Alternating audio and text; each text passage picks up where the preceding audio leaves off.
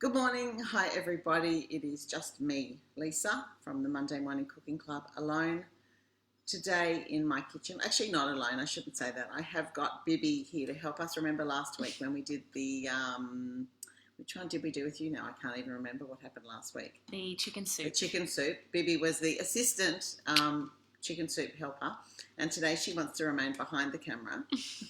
So she's sitting right there, and she's going to just answer any, or read out any questions, comments. I would love this to be interactive, so if anybody is there, please say hi, and if you're not there, well, hopefully you'll be there later and you can watch it again. Anyway, today, in the time of coronavirus, we are going to make Irish soda bread, because maybe you can't get out to the shop, maybe you don't want to go out as much as you were going out, and I think it's a really good thing when someone in your household, or you, if you're on your own, you say, oh my God, I need bread and I don't have any bread and I don't want to go out. What am I going to do? Guess what? In 7 minutes, maybe less, you can make your own bread.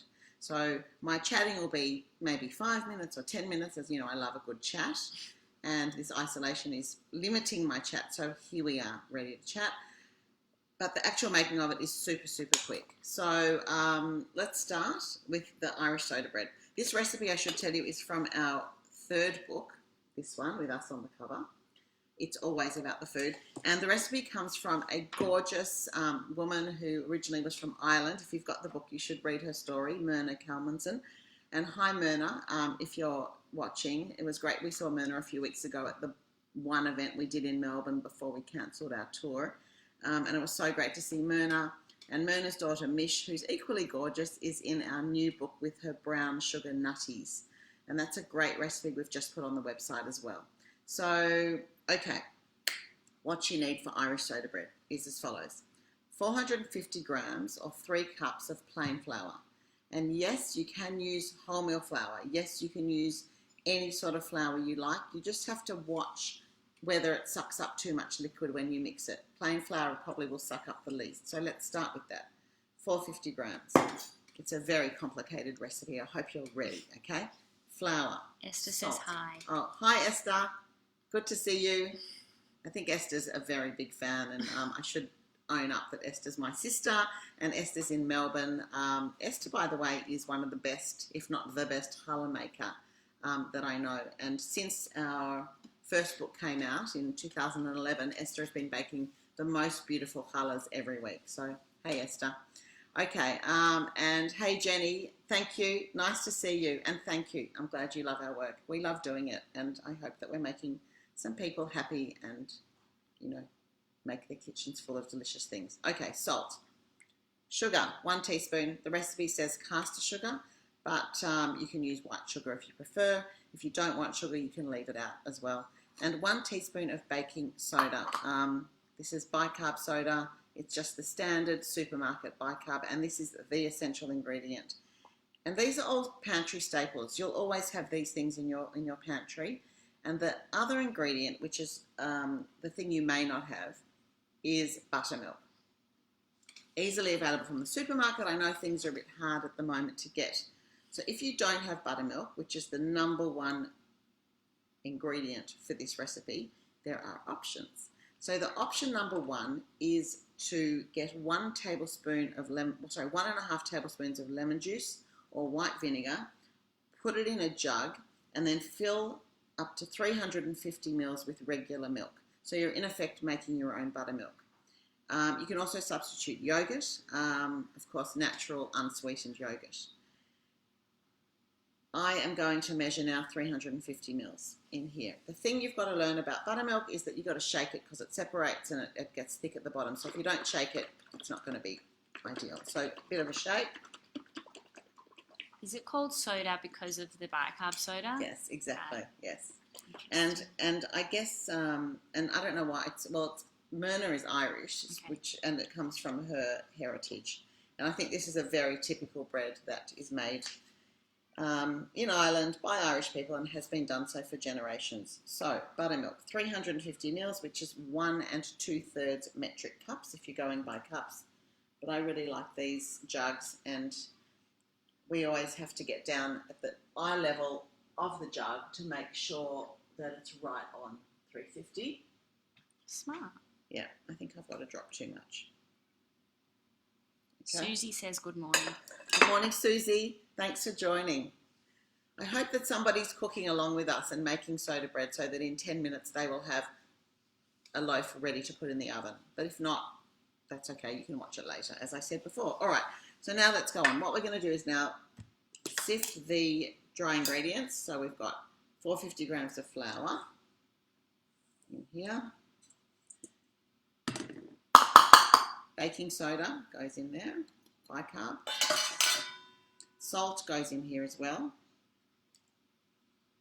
And your sugar. And now we're just going to do this. And you could just put it in the bowl and do it with a whisk if it's easier. This is a really good way of making sure all the ingredients are mixed well together, and it aerates the flour, I guess, a little bit. Okay, the only thing is, if you're using a coarse salt like I am, it's not going to go through, so it doesn't quite defeat the purpose, but it's not ideal. Okay, so everyone should have sifted their dry ingredients into a bowl big enough to mix. The only equipment you need for this is a wooden spoon. You've got to agree this is super easy. The question that we were thinking, and I wonder if anyone has an opinion, should we throw in a handful of oats into this batch? Yes or no?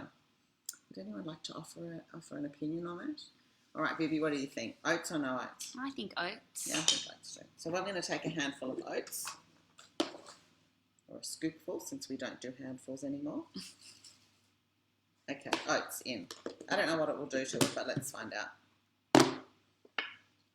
I'm going to give it another mix, and then it's just a matter of pouring in the buttermilk. Just going to do a little bit at a time. Oh, it's pretty easy. I mean, it's literally that thing. You can wake up in the morning and say, I need a loaf of bread, and in 35 minutes, you'll have a loaf of bread. And my family had it for lunch yesterday. How was it? Delicious. There you go. See? What's she going to say? No, it wasn't. I know they loved it because they ate it all. And that's the best sign, actually. So I hope everyone out there is managing in these times. They are challenging, and I hope that people are finding some solace in cooking and eating, because we certainly are. And the odd glass of wine. Okay, so all the buttermilk goes in. I've got a bowl with just some extra flour, so just get that ready, because you're going to need to put it onto the bench in a minute. And I'm just going to mix this and make a dough, and that's it, it's done.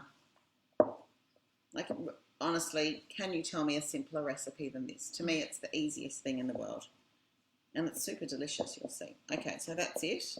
And you can keep going with your spoon, or you can put it onto the bench, which I'm going to do in 1 sec, and just give it a quick knead. This is not a bread that you need to knead for a long time. Okay, it's just super quick. So I'm going to just put some flour on the bench. And that. Now, if you want to be really precise, which I did yesterday, you can weigh this and divide it into 2, because we're making 2 loaves, or you can just guess it and go for it, and that's what I'm going to do today. So it's a quick knead, and then it's done. Wow, looks so good. I know, it's so easy.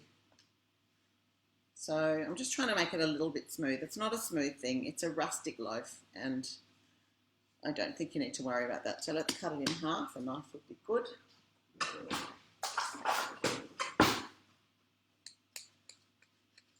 So it's cut in half, and shape each one into a sort of a ball, which I'm going to flatten slightly. Just going to give it one quick knead. I just wanted it a little bit smoother than the ones I did yesterday, which you'll see in a sec. Okay, let's talk about tins. Any oven tray will do, but because we did this promotion, or shout out, I should say, yesterday on Instagram and Facebook, this is our favourite tin. We bought it from Sonoma about a year and a half ago, when we were testing all the slab cakes and slices in our new book. And we all have it now. We paid full retail for it, I'd like you to know, and we absolutely love it and really recommend it highly. It's called the Gold Touch Quarter Sheet Pan, and it's the perfect size for so many things in our new book. And we're going to cook the soda bread in that today. I've put a bit of baking paper in there as well. So there's one loaf. Done. One. I've put some oats in, and I think we might sprinkle some oats on top. Maybe it will look nice.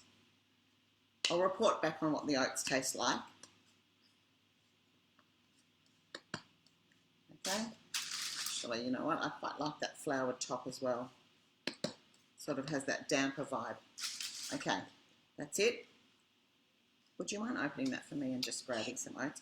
Then you need to take a sharp knife, and actually I would rather a not serrated, so hold on one sec. Like that. And you just cut it like this. 1, 2. Like more than that. 1. No, that's perfect. 2. So that's it. We're doing a cross in the top of each one. Thank you. And they're probably going to fall off anyway, so... Miriam said she just made halot with all her grandkids on house party in Melbourne and Sydney. I love it. Hi, Miriam. I know Miriam sent us a picture last week about her and her daughter making challah together on, I think it was Zoom last week, maybe she did, or house party or whatever. And it's so good that everybody is being so smart in trying to work out ways around this problem that we have. So thanks, Miriam. Miriam is actually in our new book with her Ishla biscuits, which were in the Age and the Sydney Morning Herald this Tuesday. So if you look online, you'll find that recipe. Viennese Ishla biscuits, they are delicious. Okay, that's it. There's no easier recipe, honestly. It's actually amazing. But before I put the oven, I'm going to get the other one out.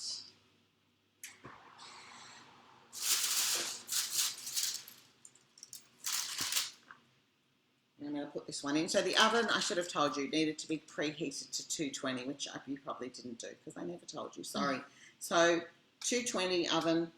When the oven's hot, put them in, and 25 minutes to 30 minutes. You want it golden brown like that. So I will put the timer on in a minute. This is the finished product. It's pretty good for a 5-minute recipe, I think. Does anyone want to come and taste it? Are there any tasters in the house? I've got my kids working from home, or a couple of them anyway, and Bibi. So there's lots of hungry mouths to feed all day. So I'm going to introduce you to Sam now. He's going to come and tell us what he thinks. Hey, Sam, come say hi. Everyone, this is Sam. He's going to be too tall. Hi, everyone. This is Sam. I'll bend down a bit. So, Sam, you want to try the soda bread? Sure. I've got a bit of our favourite peppy butter. Do you want me to cut it for you? Yes, please. And the texture of this bread is like, I was talking to Bibi about it yesterday. It's quite scone-like, isn't it? It's a bit scone-y inside. It's not going to be the same as your amazing sourdough that you buy from Iggy's or wherever you buy your sourdough. It's not that at all. This is a quick bread. It's wonderful if you make a bowl of soup and you just make this loaf next to it. It's great toasted. It's great toasted in and cut into fingers with boiled eggs. Okay, so do you want me to butter it for you? Yeah, just half of this, please. I'll give you just the edge. So I think the perfect combo is pepe or salted butter.